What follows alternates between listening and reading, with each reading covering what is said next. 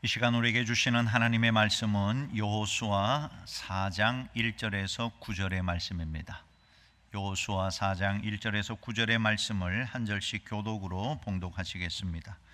그 모든 백성이 요단을 건너가기를 마침에 여호와께서 여호수아에게 말씀하여 이르시되 백성의 각 지파에 한 사람씩 12사람을 택하고 그들에게 명령하여 이르기를 요단 가운데 제사장들의 발이 굳게 선 그곳에서 돌 12를 택하여 그것을 가져다가 오늘 밤 너희가 유숙할 그곳에 두게 하라 하시니라.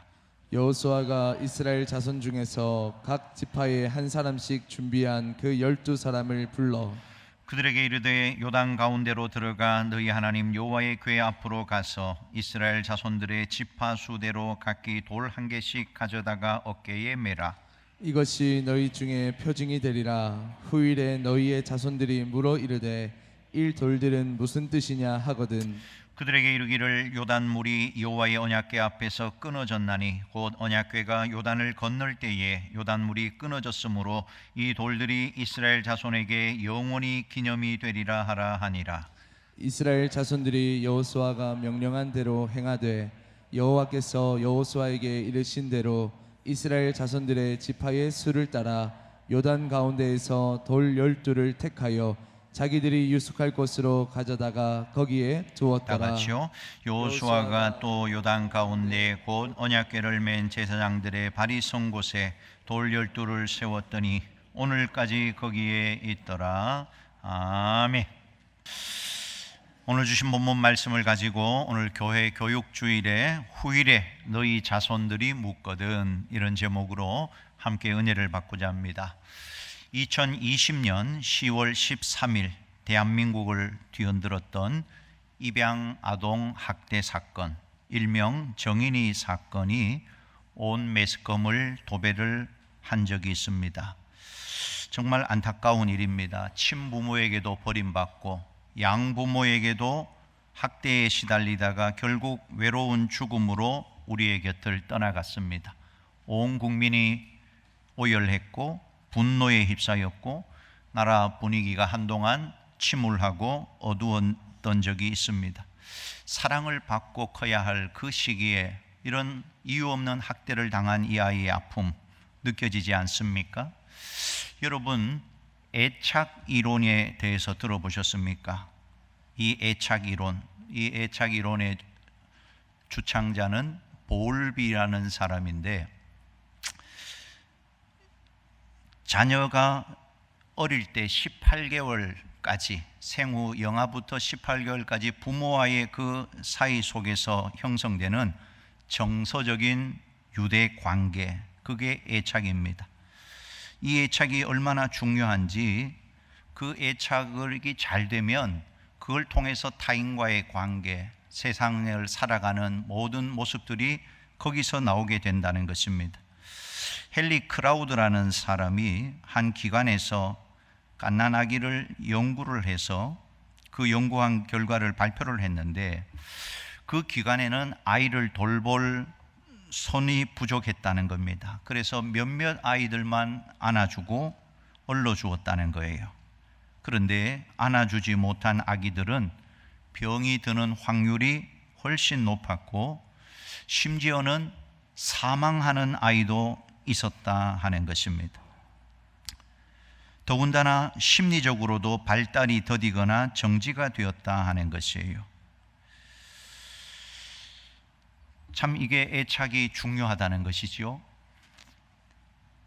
일반적으로 학자들이 연구를 해보니까 대략 사람들에게 안정 애착을 갖고 있는 사람들이 65% 정도가 되고 불안정 애착을 가진 사람들이 35% 정도가 된다는 것입니다.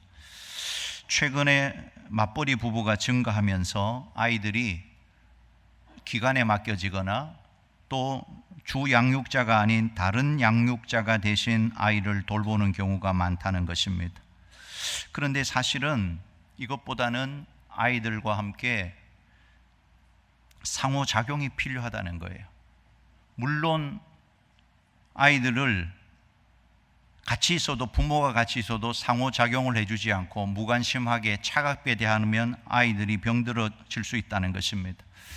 위스콘신 대학의 해리 할로우 박사가 원숭이 애착 실험을 했는데 이 갓난 원숭이를 어미 원숭이로부터 분리를 시켜서 고립된 방에 두었다는 겁니다. 거기는 두 개의 모델의 엄마가 있는데 한 엄마는 철사로 만들어진 엄마가 있고 하나는 털로 만들어진 촉감이 있는 엄마가 있었다는 것입니다. 그런데 철사 엄마는 우유젖병을 가지고 있고 털로 만들어진 엄마는 우유젖병이 없습니다. 이 실험자인 할로우 박사가 알고 싶었던 것이 두 가지였다는 거예요. 이 아기 원숭이가 우유젖을 주는 철사 엄마와 촉감을 주는 엄마 중에서 어느 엄마를 좋아할까? 또 하나는 위기에 처했을 때 어느 엄마에게로 달려갈까? 실험 결과 아기 원숭이는 90% 이상의 시간을 촉감 원숭이 엄마 모델에게 붙어서 지냈다는 겁니다. 그리고 우유가 필요할 때만 철사 엄마에게 가서 우유병을 이용했다는 것입니다. 그리고 이 아기 원숭이는 위험에 처했을 때 흥미로운 반응을 보였다는 것입니다.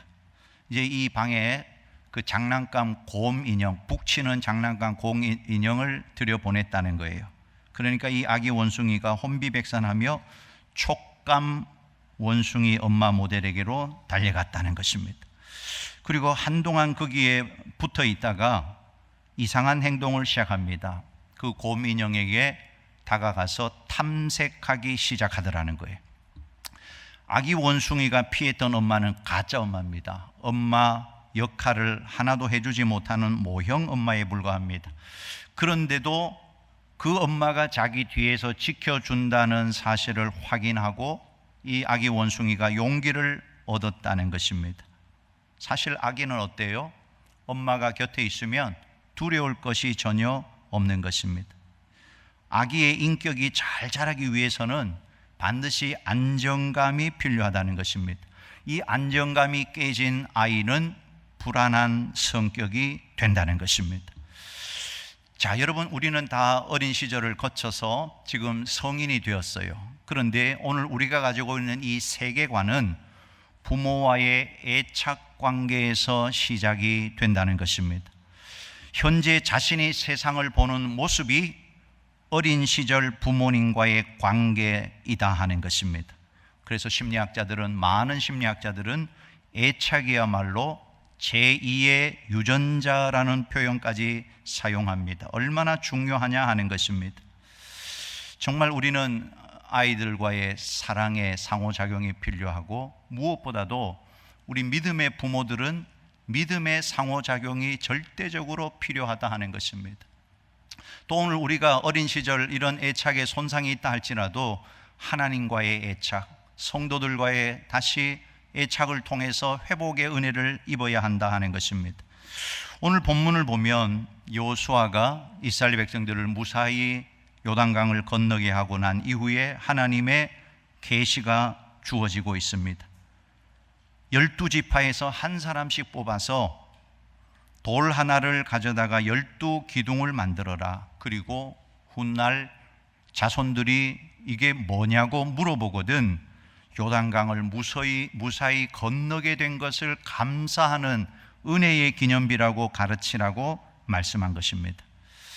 자, 여러분, 유산에는 종류가 있어요. 우리가 자녀들에게 유산을 남겨줄 때 물질 유산이 있을 것이고 문화 유산이 있을 것이고 믿음의 유산이 있게 되는 것입니다. 그 중에서도 우리 믿음의 사람들이 가장 중요하게 여겨야 할 것이 믿음의 유산이다 하는 것입니다.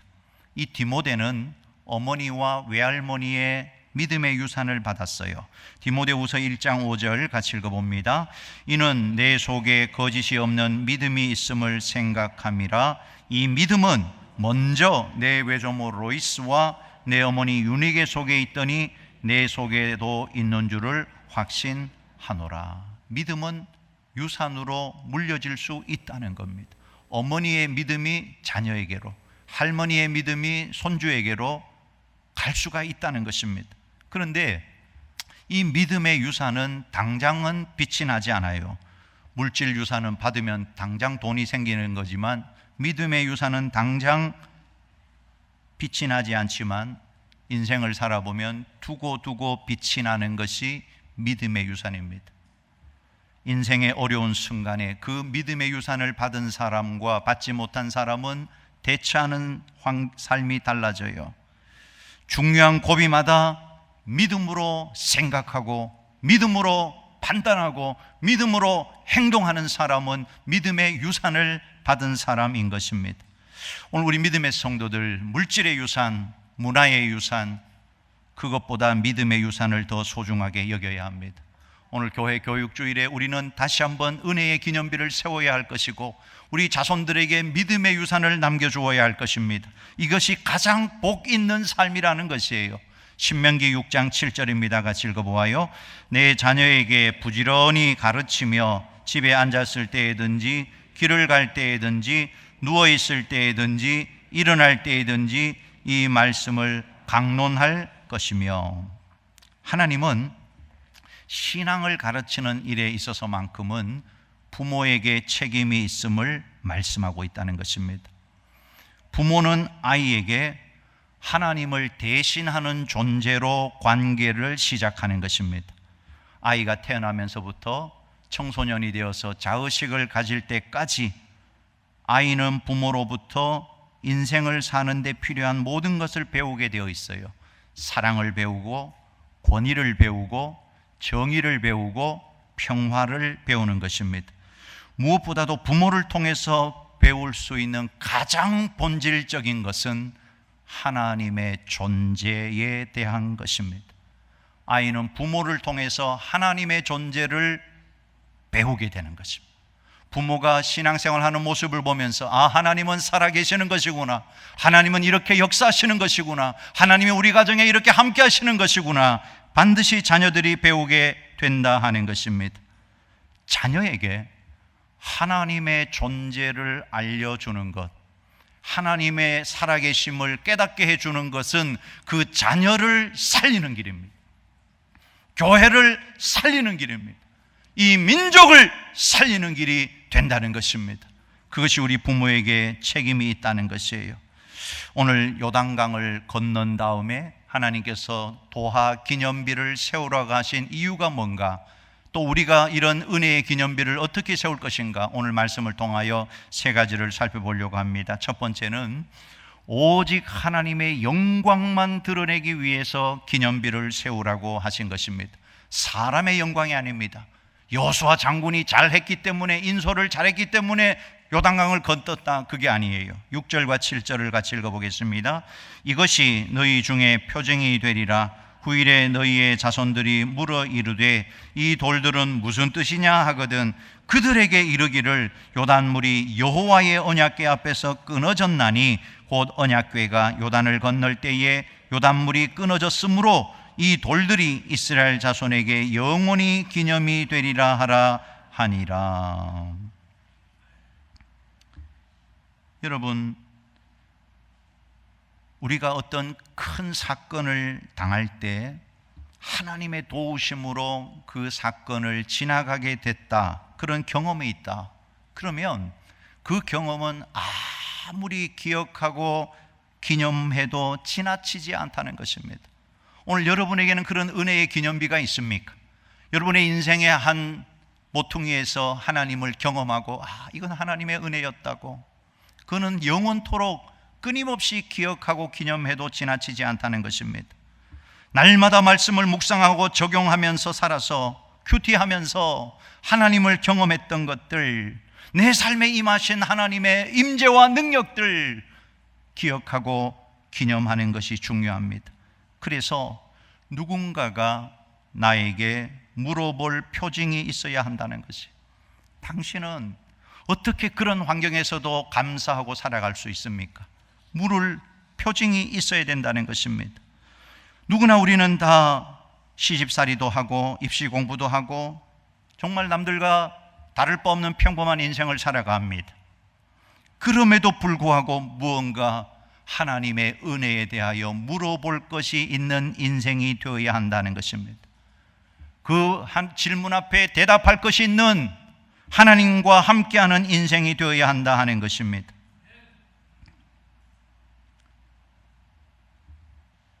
여러분의 인생에 그런 일이 있습니까?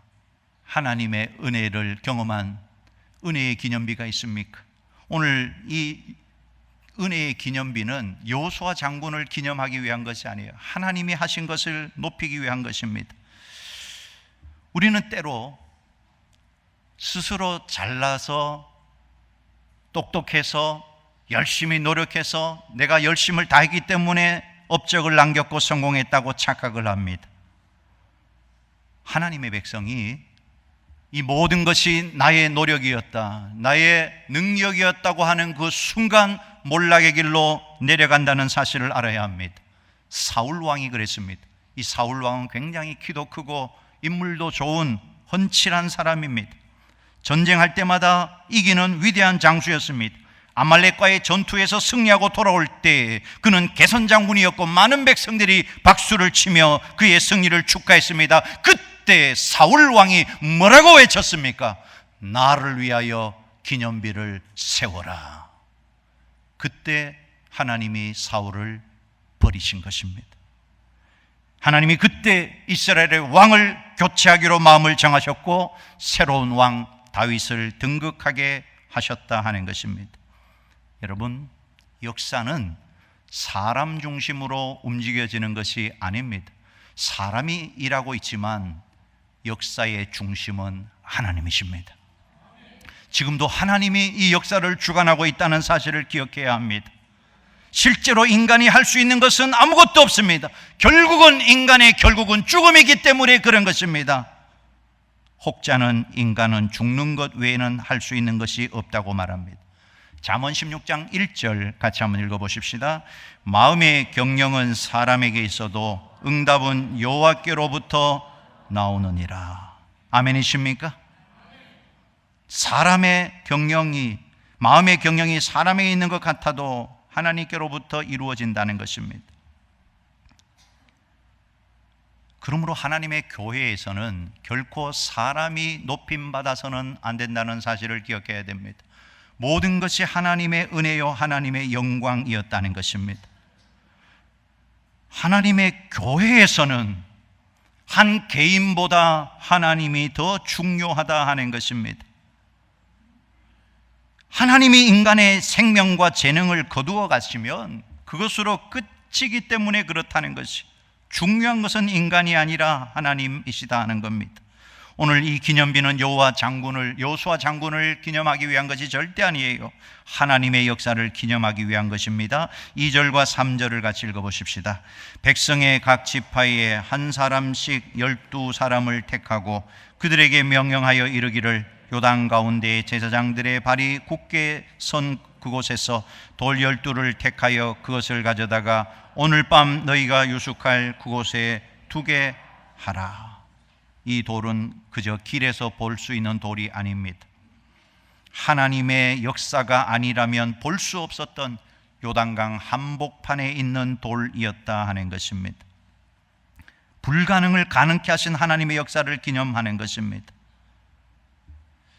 이 세상에는 두 종류의 사람이 있어요. 어떤 사람은, 한 종류의 사람은 받은 선물만 바라보고 살아가는 사람이 있습니다. 또 한 부류의 사람은 선물을 주신 분을 바라보고 살아가는 사람이 있습니다. 자, 여러분은 어떤 인생을 살아가고 계십니까? 하나님이 주신 선물만 보고 이 땅을 살아가고 계십니까? 오늘도 그 선물 때문에 이 자리에 나오셨습니까? 아니면 그 선물을 주신 하나님을 바라보고 살아가십니까? 선물을 바라보고 살아가는 사람의 인생은 탐욕스러워집니다. 살면 살수록 탐욕스러워집니다.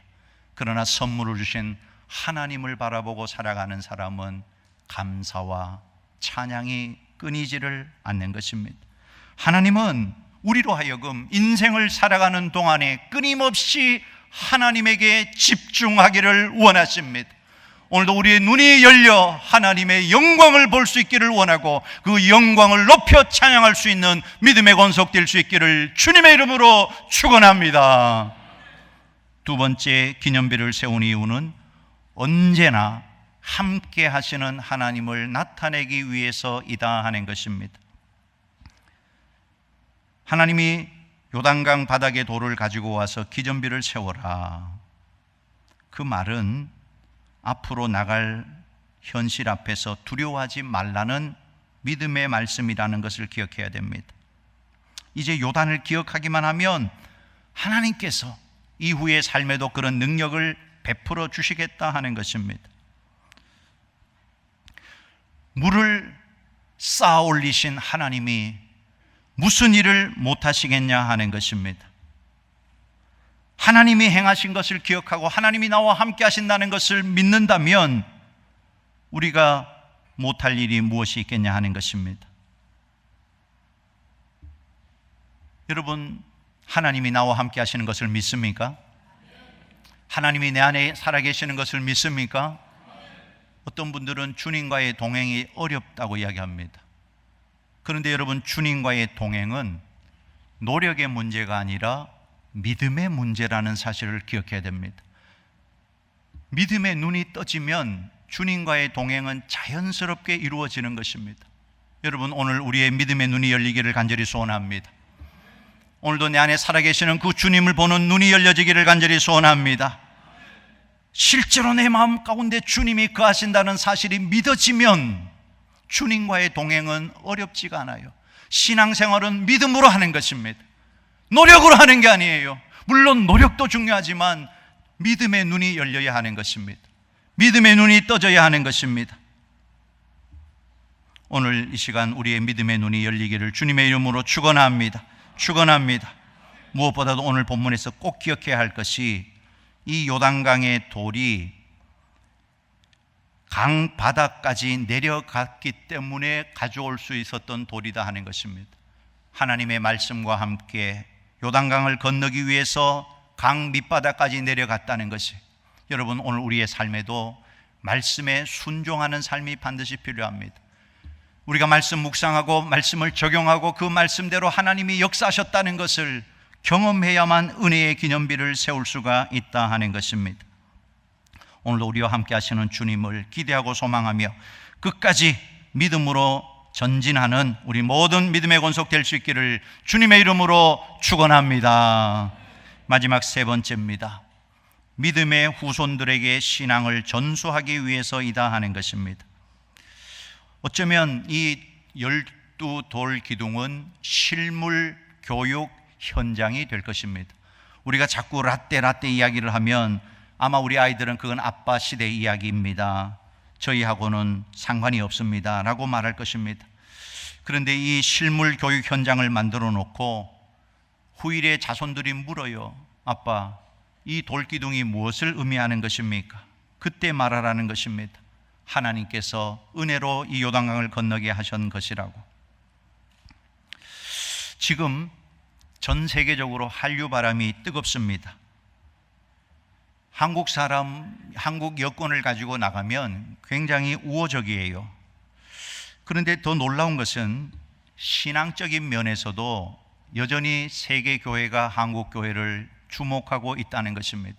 우리는 지금 한국 교회가 힘들고 어렵다고 말하지만 여전히 세계 교회는 한국 교회를 벤치마킹하려고 한다는 것입니다. 그런 면에서 조금 더 우리가 자신감을 가지고 우리의 기성세대나 다음 세대가 믿음으로 분투해야 할 거라고 생각이 되어져요. 물론 우리 경제가 지금 어렵다고 말하지만 지금 전 세계적인 기준으로 보면, 객관적으로 살펴보면 우리 경제가 어렵지 않습니다. 선진국 중에 선진국에 해당된다는 것입니다. 그러므로 세계 기준의 경제적 능력으로 보았을 때 지금 현재 한국의 다음 세대들은 뭔가를 더 성취하기 위해서, 더 쌓아 올리기 위해서 태어난 세대가 결코 아니라는 것입니다. 이런 목표는 이미 기성세대가 이미 성취를 했다는 것입니다.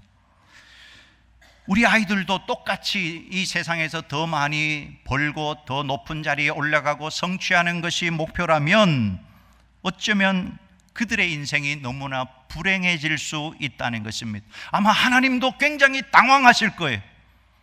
복을 주었는데 또 복을 달라고 하니까 하나님이 당황하실 거다 하는 것입니다. 그러면 다음 세대의 목표가 뭘까요? 어쩌면 우리 차세대들은 성취하기 위해서, 더 가지기 위해서 태어난 세대가 아니라 하나님이 이미 주신 것을 가지고 이 세상을 아름답게 가꾸고 나누고 베푸는 세대로 태어났다 하는 것입니다. 지금 우리 다음 세대들은 위대한 사명을 가지고 있습니다. 대한민국뿐만 아니라 통일 한국을 섬길 자들이고 많은 저개발 국가들을 섬길 것이며 하나님의 나라가 이 땅에 도래하게 하기 위하여 부르심을 받은 세대이다 하는 것입니다. 최근 부산 지역 청소년 사역자들을 중심으로 설문조사한 것을 국민일보에서 보았습니다. 지난해 대비 올해 교회학교 청소년 인원이 늘었다고 대답한 사역자들이 절반을 넘었다는 것입니다. 우리 교회 역시 마찬가지입니다. 또한 청소년들의 예배 태도가 좋아졌다고 대답하는 사역자들이 절반 이상을 넘어섰다는 것입니다. 이제 어쩌면 다시 새로운 부흥의 시대가 오고 있다는 사실을 저는 믿음으로 바라봅니다. 그 원인의 그 사역자들의 이야기가 부산 지역 학교 기도 모임이 늘어나고 있다는 것입니다. 학교를 중심으로 기도하는 청소년들이 많아지고 있다는 것입니다. 자, 여러분, 이 어려운 시대에 우리가 해야 할 일은 예수님이 하셨던 것을 똑같이 하면 됩니다. 예수님의 삶의 태도는 무엇이었습니까?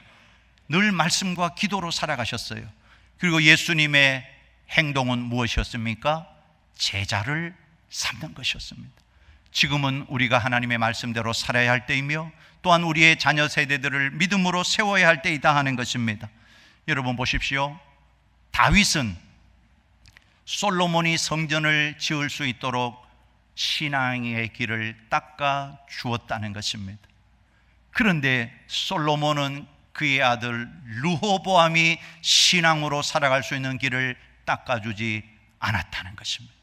결국 솔로몬의 아들 르호보암 때 이스라엘은 두 개의 나라로 갈라지고 말았다 하는 것입니다. 오늘 우리 믿음의 성도들, 이 마지막 시대에 특별히 우리 다음 세대들에게 신앙의 유산, 믿음의 유산을 물려줄 수 있는 거룩한 믿음의 부모님들이 다 되어질 수 있기를 주님의 이름으로 축원합니다.